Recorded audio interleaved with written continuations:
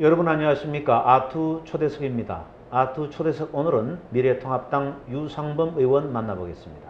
유 의원님 안녕하십니까? 네, 반갑습니다. 네, 이거 네. 바쁘신데 아시아투데이 방문해 주셔서 감사합니다. 뭐 이렇게 초대해 주셔서 저도 영광으로 생각하고 있습니다. 네, 오늘 우리 유상범 의원님의 정치인으로서의 첫 출발을 네. 하는 소회라든지 또 그동안 경험하신 여러 가지 얘기를 좀 듣는 소중한 시간을 갖도록 해보겠습니다. 뭐 좀 충분한 얘기가 됐으면 좋겠습니다. 네, 네. 자, 우리 유상범 의원께서는 검찰에 오랫동안 근무를 하셨잖아요. 네. 한 25년? 25년 5개월 했습니다. 25년 5개월 하시다가 이번 21대 총선에서 출마를 하셔가지고 네. 이제 정치인으로 신분이 바뀌셨는데 네. 지금 벌써 한 몇 달이 지났습니다. 네. 어떻습니까? 국회 출근해 보시니까. 검찰에 계실 때하고 정치인으로 하실 때하고 어떤 소감이 어떠시던가요? 일단은 뭐 제가 음, 선거 2달 반 남기고 음, 지역에 정치에 입문해서 네, 네. 출마했는데 많이 모자란데도 불구하고 네. 지역 주민들이 저를 선택해 주셔서 음. 제가 국회의원으로서 활동을 하게 됐습니다. 네, 네. 그거에 대해서 먼저 감사의 말씀 좀 드려야 될 것 같고요. 예, 그 지역구가 이제 강원도, 홍천, 횡성, 영월, 평창. 영월, 이렇습니다. 평창. 고향은 영월이시고. 예, 고향은 영월. 그 4개 군 겹쳐 있는 지역 구민들한테 오늘 감사 인사를 또 하시는 거네. 예, 그렇습니다. 네, 네. 검사라는 직업은 네. 결국은 국가의 어떤 비리와 네. 사정을 책임지는 직업이고 법을 집행하는 기관입니다. 예. 그래서 영역이 딱 정해져 있죠. 그렇죠. 그러나 국회의원이 돼 보니 그 영역이 무한정입니다. 그렇습니다. 예. 지역에서 저를 그 짧은 기간에 정치에 입문한 사람은 저를 선택한 것은 중앙 정치인으로서 국가를 위해서 국가 발전을 위해서 노력을 해달라는 기대와 네. 지역 주민들의 어떤 삶과 지역의 발전을 위해서 노력해달라는 기대 두 가지가 있는 것 같습니다. 네, 네. 그 두 가지를 다 충족하도록 좀 노력을 기울이겠습니다. 그 변신이 쉽지 않았을 것 같은데 제가 그 검찰에 계시다가 정치를 하신 분들을 많이 압니다. 네. 그분들이 검찰 조직에 있을 때는 어디 남한테 사실은 고개 숙일 일도 별로 없고 네. 어떻게 범죄자 이렇게 피해자를 다루는 입장에 있다가 지금 이제 전 유권자들한테 고개를 숙여야 되는 입장이 되니까 네. 상당히 적응하기가 쉽지 않으실 것 같은데 2개월 반 동안 준비하셨는데 어려운 점은 없으셨습니까? 워낙 급작스럽게 또 네. 뒤늦게 출발하다 보니까 네, 네. 조직을 갖출 시간은 없었습니다. 예, 예. 그래서 그 당시에 제가 제 처와 제 동생, 네, 동생 영화 탤런트 배우, 영화배우 예, 유호성 씨, 네, 네. 같이 한 거는 네, 네. 우리 진정성 있는 자세로 다가가자. 그걸 서로 이제 합의를 하고 다가가는데 네. 제가 다가가는 모습은 제일 중요한 게 결국은 겸손이더라고요. 네, 예. 그러니까 제가 한 4주쯤 지나서 이제 지역 주민들에게 제가 인사를 보낼 때 어떤 진정성 있는 모습으로 폴더 인사를 하는 것이 나타나니까 폴더 인사 이렇게 네, 그렇습니다. 네, 네. 그러면서 지역 주민들이 저를 보고서 말씀하시는 게 예. 인사를 참 예쁘게 한다. 예, 예. 근데 저는 그 말을 들으면서 예. 내가 진정성 있는 모습으로 다가가니까 네. 지역 주민들이 알아주는구나 네. 하면서 제가 또 큰 깨달음을 얻은 게 있습니다. 네. 이 모습이 결국은 내가 앞으로 국회의원으로서 계속 가져가야 될 모습이다. 네. 그래서 그런 마음 자세를 지금도 그 부분은 아주 변치 않고 있습니다. 예. 그 의원께서 검찰을 이제 그만두시고 변호사 생활을 좀 하시다가 네, 그렇습니다. 이제 출마를 하시게 됐는데 이 유상범 의원을 정치로 이끈 동기, 계기가 궁금합니다. 뭘 보시고 어떤 일 때문에 갑자기 내가 정치해야 되겠다 결심을 하시게 되셨습니까? 그 말씀을 드리려면 먼저 제가 네. 검찰을 떠나온 과정을 잠시 예, 설명을 드리고 말씀을 드리겠습니다. 그렇게 하시죠. 네, 네. 제가 중앙지검 3차장을 거쳐서 네. 이제 차원 검사장 시절에 예. 서울중앙지검 3차장 하시다가 창원지검장으로 내려가셨는데. 그런데 정권이 바뀌면서 제일 먼저 네. 조국 민정수석이 들어와서 임명되고 나서 당시 제가 중앙지검 3차장으로 수사했던 네. 정윤회 문건 사건의 부실 수사가 박근혜 국정농단의 원인이 됐다. 그러면서 당시에 예. 수사를 했던 사람들은 형사 처벌을 해야 된다는 식으로 비난이 쏟아졌습니다. 그러면서 이제 네. 검찰 적폐몰이가 시작됐고 제가 정권이 바뀌고 2달 만에 2번의 좌천 인사를 겪으면서 네. 검찰을 떠나게 됐습니다. 네. 그리고 이제 변호사 생활을 시작됐는데 네. 윤석열 검찰총장이 이제 임명되고 나서 네. 조국 일가 수사가 진행이 됐습니다. 예. 기회는 아빠 찬스고 과정은 문서위조고 네. 결과는 부정 입학이다라고 우리가 평가를 받았듯이 그 당시 관계자들이 반성하고 또한 그것에 대해서 다시 잘못을 바로잡아야 되는데 그 진영에서는 끊임없이 이 사람 조국 일가를 옹호하는 모든 노력을 다 기울이는 모습을 보면서 많이 분노를 했고요. 네. 울산시장 선거 청와대 개입 사건 수사가 진행되는 와중에 네. 검찰에서 법원으로부터 발부받은 압수수색 영장을 집행하러 청와대를 간 적이 있습니다. 그렇죠. 그 당시에 네. 청와대에서 그 영장을 불법적 영장이다 그러면서 압수수색 집행을 거부를 했습니다. 네. 저는 그걸 보면서 권력의 정점에 있는 기관이 법치주의 자체를 훼손하는 모습을 지켜봤습니다. 네. 그래서 그 두 가지가 결국은 제가 정치를 입문하는 결정적인 원인이 됐다. 네. 이렇게 말씀을 드릴 수 있겠습니다. 예. 그러니까 참 조국 민정수석이 들어와서 당시 서울지검 3차장 시절에 정윤회 문건 유출 수사가 부실 수사여서 네. 그게 박근혜 국정농단의 책임이 됐으니까 이른바 검찰 적폐로 몰린 그렇습니다. 상황이고, 근데 네. 그 이후에 이제 조국 사태가 벌어지는 과정에서 여러 가지 드러난 행태들, 그건 신적폐의 모습이었죠. 네, 그런 걸 보고 이제 분개를 하셨고, 네. 또 울산 선거 관련해 가지고 청와대가 압수수색 거부하는 걸 보고 법치주의가 훼손됐구나라고 하는 그런 절망감, 뭐 이런 것 때문에 이제 정치를 하시게 된 계기가 됐다는 얘기다. 이 정권을 가지고 있는 사람들이 자유민주주의와 네. 법치주의, 시장경제 네. 이 세 가지는 네. 우리 헌법의 주요 원칙이고 우리 대한민국 발전의 근간입니다. 네. 근데 그거를 훼손하는 그 모습을 이제 막아야겠다 네. 하는 생각을 했고 그 방법으로서 제가 이제 네. 국회의원 출마를 결정을 한 겁니다. 예. 뭐 여러 가지 검찰과 관련돼서 보는 시각은 좀 다양한 것 같아요. 네, 그렇습니다. 물론 검찰 개혁이라고 하는 말을 하나 쓰긴 하지만 어떤 진영에서 보느냐에 따라서 검찰 개혁의 방향은 좀씩 다른데 네.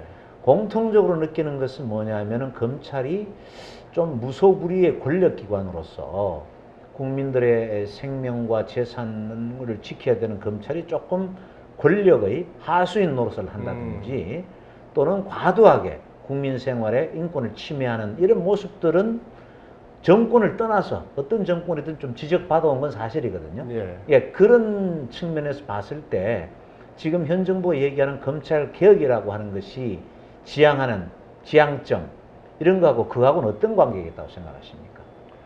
말씀대로 예. 저도 25년 검사 생활을 하면서 네. 검찰이 인권보호라는 중요한 사명을 상대적으로 소홀히 했다는 부분, 네. 그다음에 검찰의 그러니까 어떤 권력의 독립해서 네. 검찰의 중립성, 독립성을 지키려는 음. 치열한 노력이 부족했다고 하는 부분, 네. 그 부분은 좀 일정 부분 이제 전 지적에 동의를 합니다. 네. 그건 네. 그러니까 그 부분으로 그와 같은 검찰의 주요 사명을 충실하게 할 수 있는 방향으로 네. 검찰 개혁이 이루어져야 된다. 이 부분도 동의합니다. 네, 그래서 네. 제가 늘 주장하는 거는 앞으로의 검찰 개혁은 검찰의 직접 수사는 줄이되 검찰이 직접 수사하지 않는 부분은 결국 경찰이 수행할 수밖에 없으니 네. 경찰이 수행하는 각종 사건에 대한 지휘를 강화해서 네. 국민의 인권도 보장하고 적법 절차도 준수하고 네. 또한 실체적 진실 발견도 이뤄낼 수 있는 그런 형태로 검찰이 개혁돼야 된다 하는 게 이제 제가 가지고 있는 검찰 개혁의 방향입니다. 네. 그런데 지금 진행하는 검찰 개혁의 방향은 보시면 알지만 이 윤석열 검찰총장이 되고 나서 조국 네. 일가 사건, 울산시장 선거 청와대 개입 사건을 진행하면서 현 살아있는 권력에 대해서 칼을 들이댔습니다. 네. 그러자 갑자기 검찰개혁이라는 명분을 내세워서 윤석열 검찰총장이 진행하던 수사 자체를 진행하지 못하게 인사 전형으로서 다 중요 인사를 좌천을 시켰고요. 네. 그 다음에 그 윤석열 총장의 사퇴를 압박하는 각종 그 수사 지휘권 행사라든지 뭐 네. 조직 개편인지 이게 진행이 됐습니다. 제가 보는 견지에서 지금 하고 있는 검찰 개혁은 형식은 검찰 개혁이나 실질적으로는 윤석열 총장을 사퇴시키기 위한 여러 가지 조치이자 검찰이 가지고 있던 권력형 비리 수사의 무력화의 하나의 무력화로 방향을 잡고 있지 않나 이렇게 또 생각을 하고 있습니다. 네, 그러니까 모양은 겉으로는 검찰 개혁이라고 얘기하지만 본질은 그게 아니고 그렇습니다. 권력 수사를 못하게 방향. 하도록 하기 위한 여러 가지 방법 중에 하나다. 예, 그걸로 검찰 개혁이라는 용어를 쓰고 있다. 예, 검찰 개혁으로 포장을 하고 있다. 이렇게 생각을 하고 예. 있습니다. 윤석열 총장은 정권에 관계없이 살아있는 권력을 수사하고 네. 또 이렇게 원칙적으로 수사하는 걸로 지금 어쨌든 유명한 그렇습니다. 상황이기 때문에 어떻게 보면 보수적인 입장을 가진 사람들은 윤석열 총장에 대해서 박근혜 국정농단 수사를 너무 과하게 한다. 예. 이런 인상을 또 가지고 있었는데 네. 거꾸로 지금은 진보적 성향을 가진 분들이 또 윤석열 총장에 대해서 또 이렇게 비판을 하는 이런 참 네. 상황이 됐어요. 네. 사람은 자기가 가지고 있는 네. 수사의 원칙을 가지고 그대로 추진을 한 겁니다. 네. 다만 그 수사를 당하는 입장에서 네. 보면은 서로 다른 시각을 갖게 되는 네. 그런 일종의 아이러니한 상황이죠. 그럼 뭐 우리 유 의원님께서 뭐 수사를 받으시진 않으셨죠? 검찰 적폐를 몰리시기는 하셨지만 뭐 수사까지는 뭐 이르지 않았습니다. 이르진 않았죠. 예. 근데 어쨌든 당시 윤석열 총장 또 한동훈 검사장 체제에서 상당히 그 수사를 강압 수사를 받았다고 주장하는 또 보수 쪽에 있는 분들도 있어요. 예. 예, 예. 그분들은 지금 이런 사태를 어떻게 볼지 모르겠어요. 뭐 그분들이 이제 직접 수사를 당한 분들이라면 네, 네. 뭐 어떻거나 지금 여전히 예. 그러한 어떤 본인들의 입장에서 보면 과잉 수사고 별건 수사라는 시각을 바뀌지는 못할 것 같습니다. 예. 다만 이제 그 옆에서 관람자라서 보신 분들의 입장에서는 네. 거기에 대해서 상당히 그 윤석열 총장의 수사가 현 정권을 위해서 전 정권을 탄압하는 수사라는 시각을 가지고 있었던 것 같습니다. 예. 근데 이제 그 정권이 바뀌면서 윤석열 총장이 총장이 되고 나서 이후의 행보를 보면 이제 정반대 행보지 않습니까? 저는 윤석열 검찰총장이랑 네. 1999년도에 특수이부 검사로서 1년을 같이 근무를 해봤고 네. 그 외에도 오랫동안 관계를 맺고 있습니다. 네. 윤석열 검사총장은 그 일종의 원칙주의자입니다. 원칙주의자. 즉 수사의 단서가 있으면 검사는 수사를 해야 되고 네. 거기서 증거가 나온다면 그 증거를 숨겨서는 안 되고 그 과정에서 좌고 우면해서는 안 된다. 이게 윤석열 총장이 갖고 있는 수사의 기본 생각입니다. 네. 네. 그러니까 윤석열 총장 입장에서는 그 원칙 하에서 진행하다 보니 보수의 과거 전 정권의 수사를 할 때는 그것이 좀 가혹하게 보일 수 있고 그렇죠. 또 새로운 정권에서 똑같은 그렇죠. 기준으로 가니까 또 이 정권에서는 이 검찰 개혁을 반대하는 세력으로 몰리고 네. 뭐 이런 좀 그러니까 어떤 현상을 한국의 보더라도 우리가 뭐 저희들 언론인이기 때문에 네. 팩트 중심으로 맞습니다. 사실을 봐야 되는데 자꾸 그렇습니다. 자기 입장에서 같은 사안을 다르게 보는 거죠. 예, 그게 네. 이제 우리 사회의 문제가 아닌가 네, 맞습니다. 싶습니다. 그런 차원에서 저희들은 팩트를 쫓는 그런 언론으로서 열심히 우리 사회에 대한 모습을 보도하려고 노력을 하고 있습니다. 네. 아시아투데이의 그 노력에 대해서는 저도 항상 박수를 보내고 있습니다. 앞으로도 좀 힘드시겠지만 네, 네. 그 저기 원칙을 잘 견지해 주시면 감사하겠습니다. 네, 그렇게 하겠습니다. 자, 이제 제가 얼마 전에 우리 유상범 의원께서 국회에서 네. 공수처 법안과 관련돼서 반대 토론을 하셨죠? 네, 하는 걸 했습니다. 제가 봤는데 이 공수처법은 현재까지 이제 시행은 안 되고 있지만 어쨌든 법은 통과됐. 법 시행됐죠. 어, 시행은 됐는데 됐는데 이제 공수처가 아직 출범을 조직이 못 하고 있는 출범 거, 출범 못 하고 있는 네. 거죠. 근데 그 반대 토론의 요지가 뭐였습니까? 공수처법상 공수처는 네, 국민의 자유와 권리를 직접적으로 침해하는 권력기관입니다. 네, 네. 그런 중요한 국가기관에도 권력기관임에도 불구하고 입법, 사법, 행정, 삼권 어디에도 속하지 않는 국기관입니다. 이건 어허. 우리 헌법이 지향하는 상권 분립의 원칙에 정면으로 반하는 거죠. 초헌법 기관이다. 그렇죠. 보시면. 초헌법 기관이 되는 거죠. 네. 어, 그게 법률적으로 가능하지 않지 않습니까? 헌법에 근거하지 않은 예. 조직이 있다는 것이에요. 네. 이 정부는 이제 국가인권위원회에서도 그런 적이 있다 이렇게 얘기를 하는데 네. 국가인권위원회는 네. 국민의 자유나 재산을 직접 침해하는 기관이 아닙니다. 예. 그러니까 그 당시에도 헌법재판소에서 위헌 소송을 했는데 그때도 합헌이라고 났지만 5대 4로 아슬아슬하게 합헌 판결이 났던 상황입니다. 오, 국가인권위원회가. 예, 그렇습니다. 아, 그래요? 이건 완전히 국가인권위원회는 다르게 국민의 자유나 권리를 직접 침해하는 기관입니다. 이런 기관이 상권 분립의 원칙에 벗어난 초헌법적 기관이 된다면은 네. 기관이 그것을 임명한 대통령이 조금만 뜻을 달리하고 그 공수처장이 다른 생각을 가지고 있으면 엄청난 사찰 기구로서 야당을 탄압할 수 있고 네. 공직자들을 어떤 공직자들에게 위해를 가할 수 있는 네. 흉기가 되는 거죠. 그래서 네. 저희가 이제 사찰 기구다라고 주장하는 게 그런 이유가 있어요. 네. 그렇습니다. 예. 그 내용 면에서 간단히 한 두 가지 말씀을 예, 드리면 예. 네. 첫째, 공수처법상 공수처에게 규칙 제정권이 있습니다. 네. 근데 국가기관의 규칙 제정권은 모두가 헌법에서 위임을 받아야만 가능합니다. 네. 우리 헌법상에 공수처의 규칙 제정권을 위임한 바가 없습니다. 아하. 또 한 가지 말씀드리면 공수처의 수사 대상인 판검사와 경무관 이상의 경찰관은 공수처에게 네. 수사 기소권이 있고 아. 그 외 고위공직자는 수사권만 있습니다. 수사권만 있고. 야, 그것도 이원화돼 있고. 이거는 네. 그러니까 수사 대상자에 따라서 한 기관의 권한이 이렇게 나눠지는 예는 전 세계 하나도 없습니다. 왜 그런 법이 만들어졌습니까? 왜 그렇게 구분을 했을까요?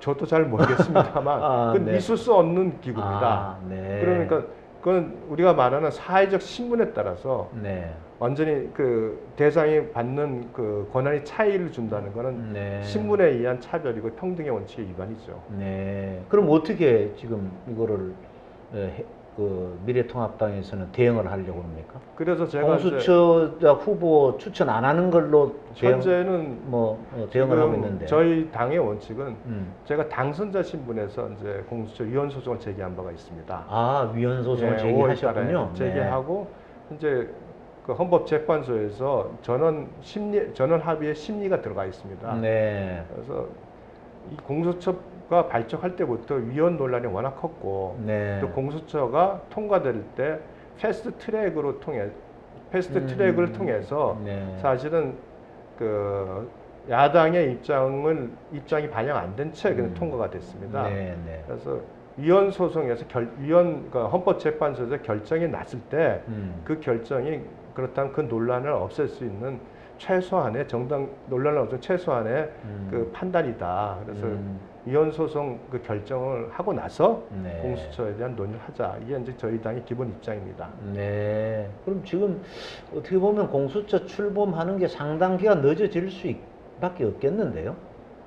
저는 그건 국민의 자유와 권리를 침해하는 초헌법적 기구를 만들어내는 건데 네. 그건 조금 지연돼도 네. 문제가 아니라고 생각합니다. 그런데 지금 여당에서는 그것을 야당이 만약에 동의를 하지 않을 경우에 국회의장이 뭐 이렇게 추천해달라고 할 수 있는 그 규정은 뭐 초안으로 백혜련 의원은 네. 아닌 냈지만 네네. 그거는 상위 공수처법 자체에 공수처법을 위반하는 그 규정이라서 이번 그 입법 과정에서 민주당에서 그거는 삭제를 했습니다. 아, 삭제를 했습니까? 네, 그렇습니다. 아, 그러면 뭐 지금 분위기를 보면은 공수처 출범은 올해 중에도 쉽지 않겠다 이런 판단이 오늘 해도 되겠네요. 뭐 헌법재판소에서 이 시급성을 잘 알고 있을 겁니다. 예. 사실 헌법재판소에서 어떤 신속한 결정을 좀 내리는 것이 지금 굉장히 중요하다고 봅니다. 네, 그 현재 구성도 지금 보면은 상당히 진보 쪽 성향의 재판관들이 많이 들어가 있다 이런 분석도 있긴 하던데 뭐 그거는 관계없이 그런 예. 헌법적 가치에 그 중점을 두고 판단을 하겠죠. 저도 네. 비록 이제 진보적 그 성향을 가진 분들이 좀 계시다는 건 알고 있지만 제가 보기에는 서로 그렇더라도 이 헌법 그러니까 너무 유연성이 크기 때문에 헌법 그러니까 원칙대로만 판단한다면 이 기관의 위헌 판결이 나올 것이라 이렇게 예상을 하고 있습니다. 아, 그러시군요. 네, 네. 그 이제 뭐 너무 검찰 이런 쪽 얘기를 많이 하지 국회 얘기를 여쭤보겠습니다. 네. 법사위로 가셨는가요? 네, 그렇습니다. 아, 저 전공이 그쪽이니까 그쪽으로 가실 수밖에 예. 없는 상황이군요. 그러면 지금 뭐 국회의원 4년 하시면서 계속 법사위만 계실지는 모르겠으나 정치적으로 이제 활동을 하실 때 네. 주로 어떤 분야에 관심을 갖고 내가 의정 활동을 하고 싶다 이렇게 생각하신 부분이 있습니까? 제가 이제 그 국회의원에 출마하게 된 배경도 결국은 어떤 법치주의가 법치주의. 흔들리는 모습을 보면서 네, 그건 네. 막아야겠다는 네. 생각에서 예. 제가 국회의원에 출마를 하게 됐고 음. 현재 지금 법사위에서 음. 이 정권이 이렇게 법치를 훼손하는 각종 법률을 양산하는 것을 막는 것이 가장 우선이 아닌가 지금은 그렇게 생각을 네. 하고 있습니다. 네. 그래서 당분간은 법사위에서 아하. 어떤 제가 필요로 하는 역할을 네. 다 하는 것이 중요하다고 생각을 하고요. 예. 다만 이제 어느 정도 그런 부분이 해결된다면은 사실은 이제 제 지역구가 농촌 지역입니다. 그렇죠. 지역구 그리고 또 돌봐야 되니까. 예, 그리고 네. 강원 남부 지역이 네. 강원도에서도 발전이 또 낙후된 지역입니다. 예. 지역 발전을 위한 여러 가지 정책 또는 뭐 SOC 사업 등을 네. 가능한 한 좀 지역에서 지역으로 네. 도입을 해서 네. 지역 발전에 기여를 해야 되겠다. 네. 그리고 농해 수위를 뭐 갈 수 있으면 시간이 나중에 된다면 예. 좀 갔으면 좋겠습니다. 일단은 그 전반기 2년 동안은 법사위에서 법치주의를 그렇습니다. 세우는데 확고하게 노력을 하시고 그렇습니다. 상황이 상당히 호전된다고 생각이 네. 되면 농해수위 같은 데 가서 이제 지역구를 살피실 네. 수 있는 여유가 있으면 좋겠다 이런 네, 그렇습니다. 취지의 말씀이신데 그 국회 지금 법사위가 지금 어쨌든 뭐를 비롯 법사위 위원장을 계속 이제 미래통합당이 고집을 하다가 안 되니까 상임위원장을 지금 뭐 야당의 사실상 관례적으로든 상임위원회에서 다 포기한 거 아니에요? 그렇습니다. 위원장을. 네. 그런 상황으로 지금 갔는데 그런 위원장을 맡지 않은 상태에서 네. 효과적으로 지금 법사위에서 뭐 저지한다든지 투쟁하는 것이 어느 정도 가능하다고 보세요? 요번에 위원장을 맡지 않고 네, 네. 민주당이 소위도 구성하지 않은 상태에서 네. 다수결로 모든 법안을 통과시키는 이런 네. 그 의회 독재적 형태를 보였을 때 네. 저희 당 소수당으로서는 그걸 막아낼 방법이 없습니다. 네. 참 무력감을 많이 느끼셨겠네요. 네, 그 당시 네. 무력감을 많이 느끼고 우리 민주주의가 후퇴하는 모습을 정말 절실히 봤고요. 네. 그러나 다만 민주당에서 계속적으로 이렇게 일당 독재적으로 다수결로 밀어붙이지는 못할 것으로 생각을 합니다. 네. 그렇다면 그때부터는 어떤 치열한 토론과 또 타협, 또 양보, 그걸 통한 어떤 합의가 이루어질 수 있지 않을까 네. 이렇게 생각을 합니다. 네. 사실 제가 국회에 들어왔을 때 제가 방금 말씀드린 토론과 타협, 양보, 상생과 협의 이것을 기대하면서 들어왔고 그래서 저 나름대로는 거기에서 역할을 하겠다고 생각을 했는데 네. 현실은 완전히 반대였죠. 그렇지. 제가 그렇게 법사위 그 회의장을 여러 번 표결 없이 나올 줄은 저도 몰랐습니다. 아, 그러시군요. 국회의원 되시자마자 협상과 타협이 아니라 일방적인 네, 독주하는 그렇습니다. 그런 국회를 경험하시게 된 상황인데 여당 단독 개헌에 네. 여당 전부가 상임위원장을 가져가죠. 네. 뭐 이런 상황은 극히 이례적인 상황이었고. 그 저는 이제 전략적으로 판단을 좀 한다면 네. 그 당시 상임위원장 7개 자리인가요? 이런 네. 거를 굳이 포기해야 될 필요가 있었나 이런 생각이 좀 들기도 하거든요. 어떻게 보세요? 지금 좀 시간이 지났는데 잘한 선택이라고 보십니까? 미래통합당이 상임위원장 다 포기한 것이.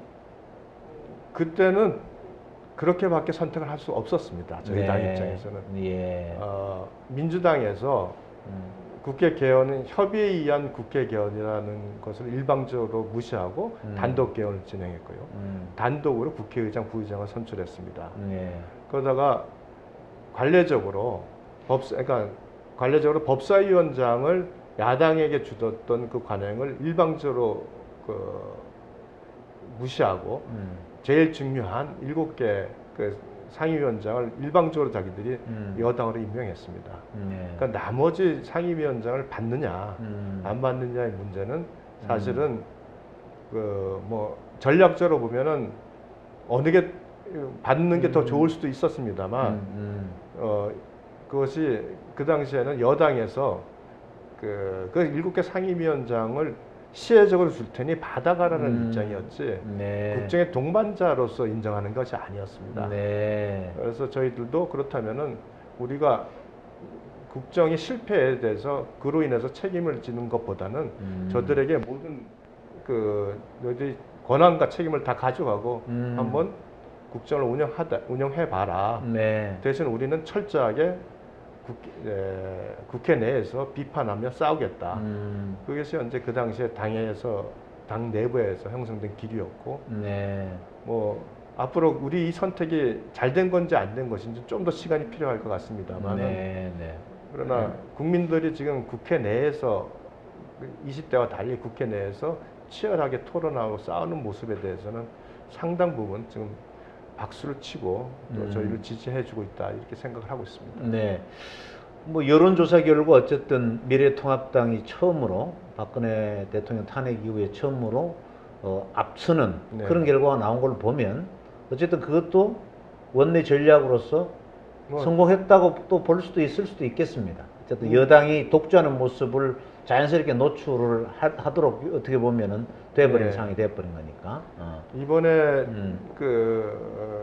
7월 임시국회에서 이제 대통령이 부동산 3법과 공수처법 후속 법안을 통과시켜달라 요청이 있고 민주당에서 그 요청을 이루기 위해서 다수결을 원칙으로 일방적으로 진행을 했습니다. 예. 특히 소위 구성을 통한 심도 있는 법안 심사를 하자는 어떤 저희 당의 요청을 완전히 무시하고 네. 진행이 됐고 결국 일방적으로 진행되고 시행된 부동산 3법으로 인해서 지금 부동산 시장에 대혼란이 왔습니다. 네.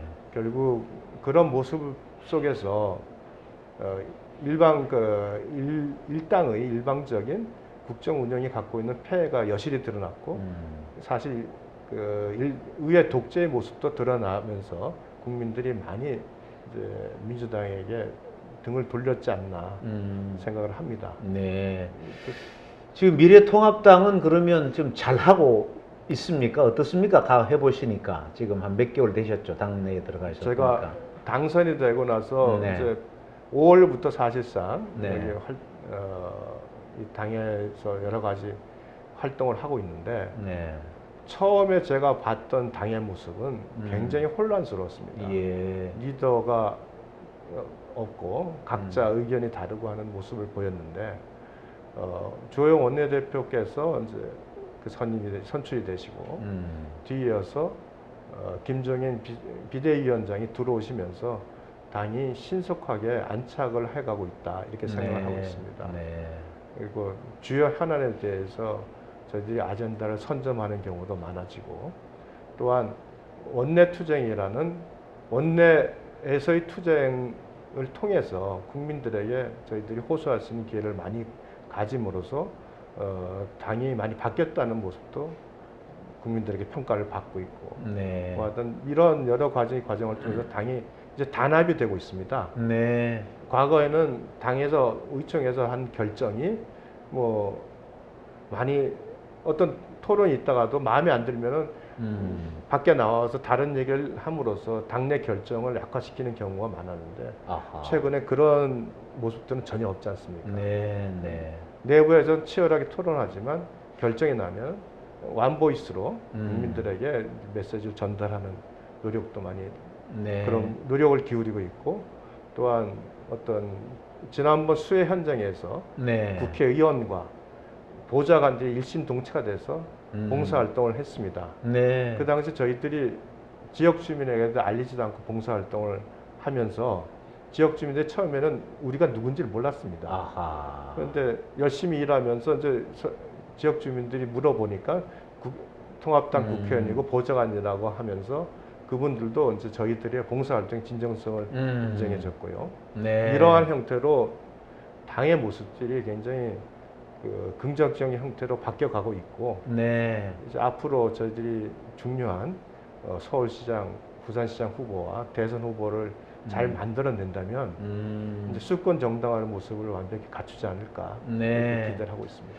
그 초선 의원들이 꽤 58명입니다. 8명, 네. 네, 전체 통합당 의원 네. 가운데. 그럼 그 중에도 상당히 뭐 여러 가지 나이나 경륜을 봐도 뭐 초선 가운데서도 상당히 좀 선두 뭐라 그래야 되나요? 좀 지도적 위치에 있는 그렇진 입장일 것 같은데. 나이는 중간쯤 되는 것 같고요. 아, 그렇습니까? 예, 경력은 뭐 워낙 훌륭한 경력을 가진 분들이 많이 있습니다. 그러니까 그분들이 지금 이제 초선 의원들 목소리가 상당히 좀 결집된 형태로 나오고 있는 상황입니까?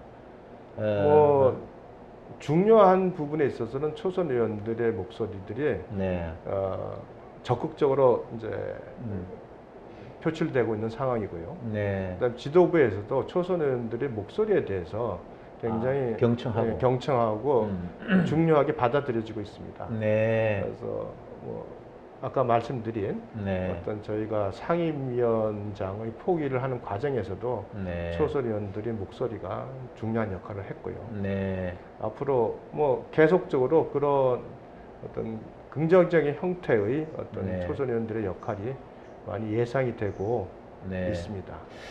그 최근의 현안인데 사실 이제 코로나 사태가 좀 진정되는 듯 하다가 네. 갑자기 이제 확진자가 늘어나면서 지금 굉장히 지금 서울과 경기 수도권 중심으로 이른바 비상 상황이 되어 버렸는데 네.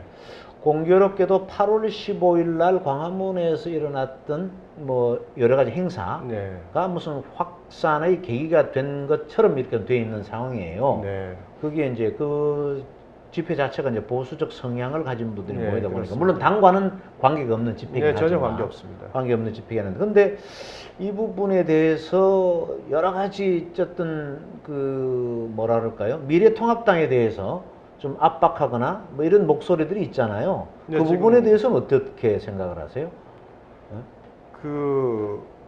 그분들은 코로나를 잘 모르시는 모양입니다. 네. 코로나는 기본적으로 잠복기가 일주일에서 2주일입니다. 아하. 그러면 15일부터 코로나 환자가 많았다면 이미 일주일에서 2주일 전에 아, 이미 그 전에 생겨서 다 걸렸다는 얘기입니다. 네, 네. 그러면 그 전은 어떤 상황이냐면 코로나가 어느 정도 통제가 된다고 생각한 정부에서 네. 교회 소모임을 하고 또 그 별도의 임시 공휴일을 지정해서 바우처를 주면서 네. 지역 활동을 하려고 독려한 기간입니다. 예. 결국 그 정부의 정책으로 인해서 많은 여러 사람들이 접촉을 하다 보니까 이 시기에 들어서 코로나가 확 퍼진 거지. 만일 퍼진 것이지. 만일 그 15일 날 집회가 원인이 돼서 원인이 됐다고 하려면 8월 25일 전후에 코로나가 급증을 한다면 비난을 받아도 됩니다. 아, 앞으로 며칠 뒤에 예, 추이를 보면 안 될 거다 이런 얘기죠. 근데 지금 이미 그 전에 걸려서 지금 발병한 걸 가지고 네. 그때의 모임으로 비난을 한다는 것은 네. 뭐 지금까지 코로나 가지고 수없이 얘기했는데 네. 조금만 생각해 보면은 말도 안 된다는 소리를 알 텐데 네.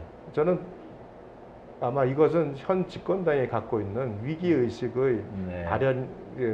위기의식의 다른 모습이 아닌가 네. 이렇게 생각을 합니다. 예. 여하튼 그 우리 전광훈 목사라고 하는 분의 어떤 여러 가지 또 말의 내용이라든지 행동 때문에 네. 또 미래통합당이 뭐 좀 관련 있는 것 아니냐 이렇게 해서 또 여러 가지 지적을 받는 면도 있는 것 같아요. 네. 전광훈 목사의 어떤 여러 가지 행태에 대해서는 조금 어떤 생각을 갖고 계십니까? 그 부분은. 정광훈 목사께서 보수의 입장을 대변해서 네, 네. 이 정권과 싸우는 모습은 제가 알고 있습니다. 네. 근데 저는 기본적으로 이런 상황에서는 그 코로나, 특히 코로나의 상황에서는 싸움을 하시더라도 이 정부가 하는 코로나 그 확산 방지를 위한 기본적인 정책은 지켜주셔야 된다고 생각합니다. 예. 그리고 나서 싸우셔야지 네. 결국은 국민으로부터 지지를 받을 수 있고 또한 이 여권으로부터 공격도 막을 수가 있습니다. 그런데 네. 이분은 그걸 무시하기 때문에 네. 결국 본인이 갖고 있던 선한 뜻도 이미 다 네. 그 몰가게 되고 결국은 지금 코로나 확산의 주범처럼 그렇죠. 지금 비난을 받고 계신 게 아닌가 생각이 듭니다. 네. 그런 부분들을 이제 뭐 정광훈 목사뿐 아니라 많은 분들이 어쨌든 방역은 방역이고 그렇습니다. 정치는 정치다. 정치고, 네. 이렇게 봐야지. 그걸 구별하셔야 됩니다. 예, 그걸 뭐 방역을 가지고 정치의 논리를 대입한다든지 그렇습니다. 뭐 이렇게 하는 것은 좀 서로가 조심해야 될 것 같아요. 네. 여야를 떠나서. 이 정부도 방역을 정치로 끌고 가지만 네. 사실은 그 방역의 지침을 어김으로써 네. 어기는 모습을 통해서 또 어떤 자기 의사를 표명하는 것도 결국 방역을 정치로 끌고 갔다는 하나의 모습이 아니겠습니까? 네, 알겠습니다. 그 뭐 또 지난 얘기가 될 수 있겠습니다만은 이제 정윤의 뭐 문건 네. 유출 사건 수사와 관련해서 앞서 이제 그게 무슨 박근혜 국정농단 사건의 단초가 됐다는 말씀도 하셨는데 사실 그 사건 때 가장 힘들었던 점이라고 그럴까요? 그게 진실이 다 밝혀진 겁니까? 사실 그게 수사 결과대로 그 부분은 완벽하게 수사가 이루어진 거라고 보십니까? 예? 100%라고는 수사로 100%를 인정한다는 건 불가능하죠. 근데 저는 그 당시 그 수사는 거의 100%를 밝혔다고 지금도 자신합니다. 그 사건은 두 가지 논점이 있습니다. 하나는 세계일보에 보도된 정윤회가 십상시라는 비서진을 통해서 인사권을 행사했다는 청와대 민정보고 문건이 진실이냐. 또 하나는 청와대 내부에서 작성된 문건이 어떻게 세계일보 보도에 그대로 보도가 됐느냐. 즉 유출이 어떻게 된 것이냐. 이 두 가지에 대한 수사였습니다. 일단 문건 내용이 100% 허위라는 것은 비선 실세는 최순실이 아니었습니까? 그 당시는 사실은 정윤회인 줄 알았죠. 네. 모두 그렇게 알고 있었지 않습니까? 나중에 알고 보니 최순실이었고 정윤회 씨 자체가 그 당시에 이미 그 전혀 활동을 하지 못하는 상황이었습니다. 완전히 내용은 그 당시에 박모 경장이 완전히 거의 창작에 가까운 보고서를 만든 것이고요. 다만 그 당시의 분위기는 분명히 정윤회가 비선 실세일 것이라는 선입관 때문에 수사를 안 한 것처럼 비난을 받은 겁니다. 그러나 그 내용은 완전히 허위였고요.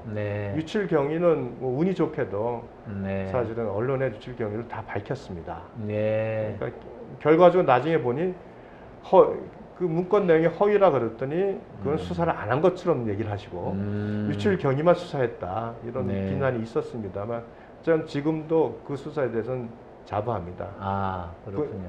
특히 이 정권이 들어와서 전 대통령 2명이 구속되고 대법원장까지 구속이 됐습니다.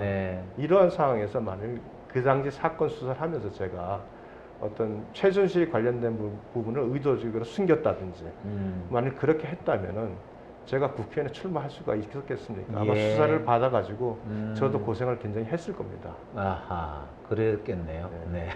검찰 적표를 몰았을 때 뭔가 잘못된 게 있으면은 바로 그걸 갖고 법적으로 문제가 됐을 텐데 알겠습니다. 제가 여쭤보는 이유는 앞서 그 사건을 언급을 했는데 그 내용이 뭔지 잘 모르는 분들을 위해서 제가 설명차 이렇게 예, 말씀드렸습니다.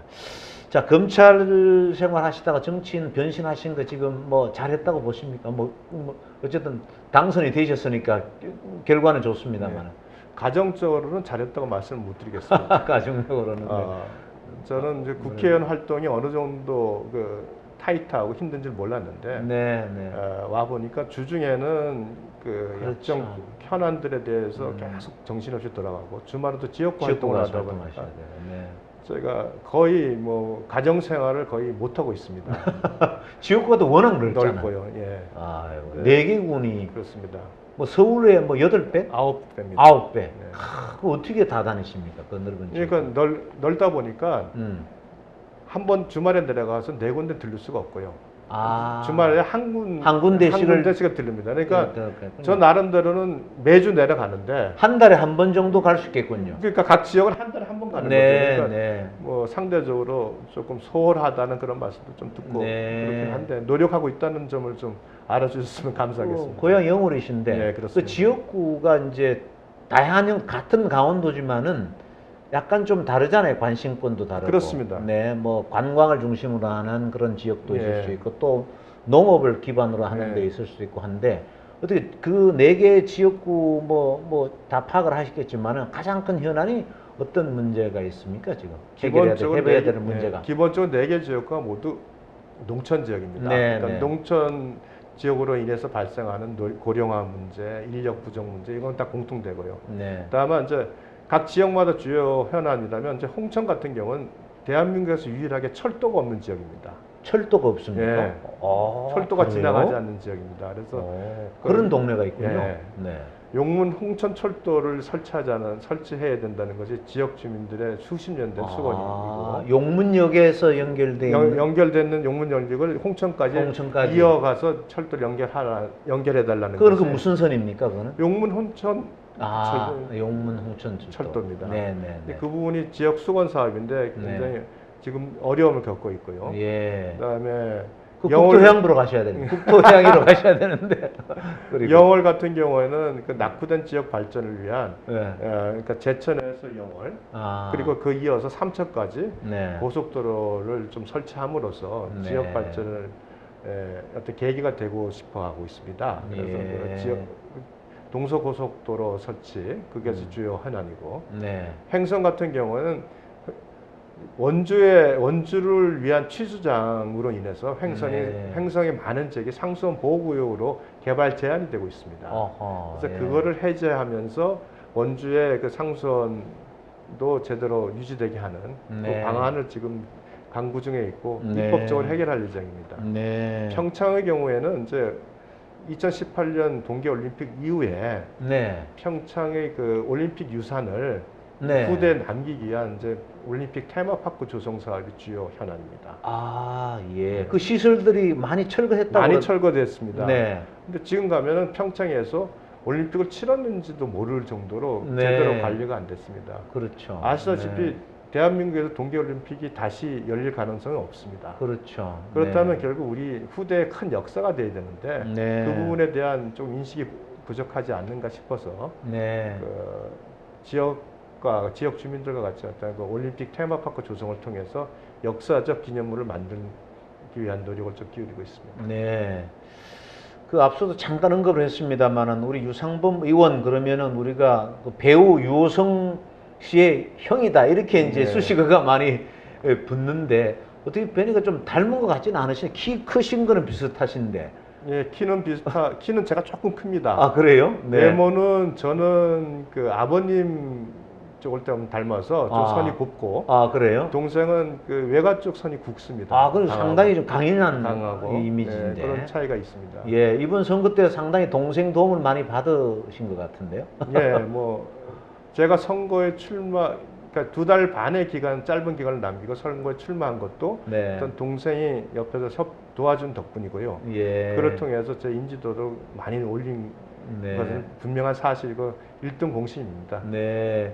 그 잠시 어디 제가 글을 보니까 그 선친께서 그 어떻게 미국상을 그렇습니다. 하셨습니까? 네. 그러시면서 굉장히 이 선행도 많이 베푸시고 그러셨다고 하시던데 그 형제분끼리 어떤 아버님께서 추구하신 그런 뭐랄까 인생관 이런 것들은 뭐 어떤 거였습니까? 주로 이제 뭐 사회에 대해서 자식들한테 당부했던 뭐 일이라 뭐랄까 교훈이라 그럴까 가르침이 어떤 게 있었습니까?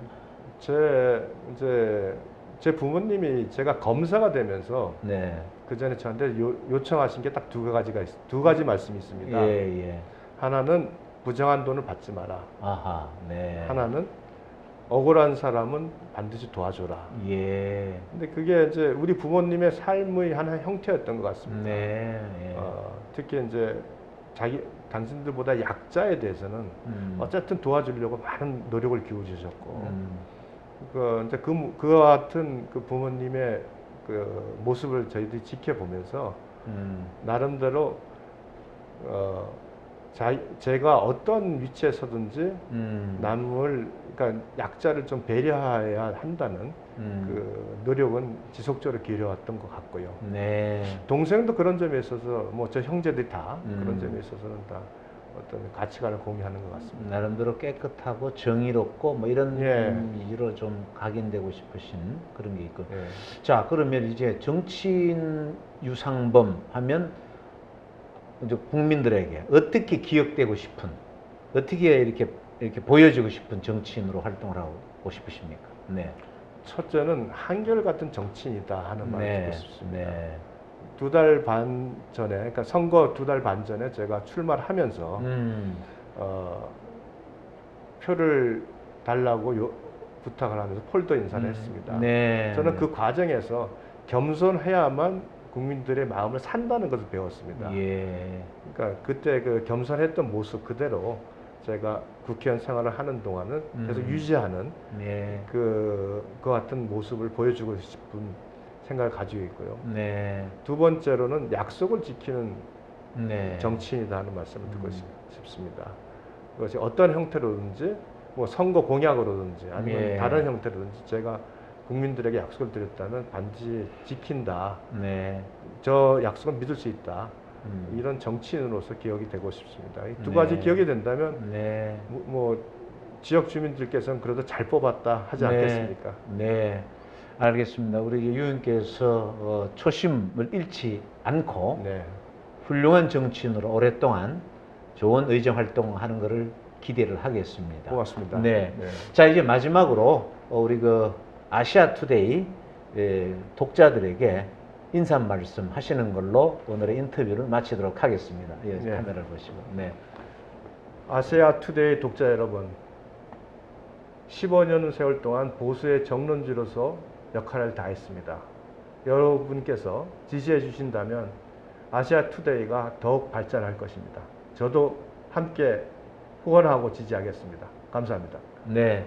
오늘도 긴 시간 인터뷰 응해 주셔서 감사합니다. 앞으로 좋은 의정 활동 기대하겠습니다. 고맙습니다. 감사합니다. 네.